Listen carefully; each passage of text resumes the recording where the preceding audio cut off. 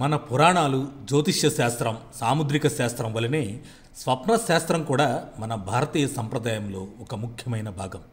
ఇది మన కలలో వచ్చే దృశ్యాల ద్వారా భవిష్యత్తుపై సంకేతాలు అందిస్తుందని చెబుతుంది. కొన్ని కలలు శుభం సూచిస్తే మరికొన్ని అపశకునంగా చెప్పబడతాయి.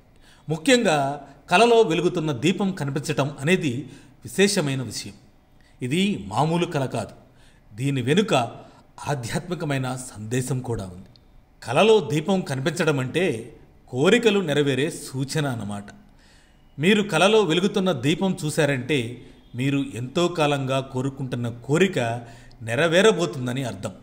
ఇది భగవంతుడి ఆశీర్వాదం, మీ భక్తి విశ్వాసానికి ఫలితంగా వచ్చిన శుభసూచకంగా పరిగణించబడుతుంది. దీపం వెలుగు అంటే సానుకూల శక్తి.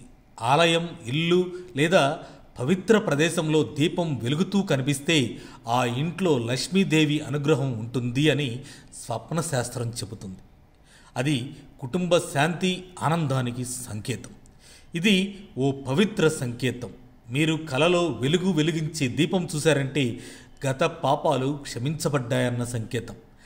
ఇక మీదట ఆధ్యాత్మిక మార్గంలో మీరు ముందుకెళ్లే అవకాశం ఉన్నదని సూచన. దీపం చైతన్యానికి ప్రతీక.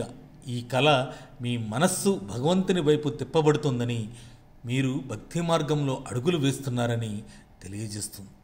దీపం నీటిలో తేలుతూ కనిపిస్తే ఇది ఎంతో శుభంగా పరిగణింపబడుతుంది. మీ పూర్వీకులు సంతోషంగా ఉన్నారన్న సంకేతం. దేవతల ఆశీస్సులు మీ జీవితంలోకి రానున్నాయని భావిస్తారు.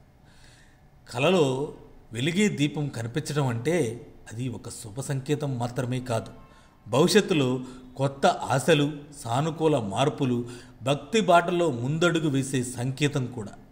ఇది మన జీవన ప్రయాణంలో ఒక కొత్త వెలుగు ప్రవేశించబోతుందన్న భరోసాని ఇస్తుంది.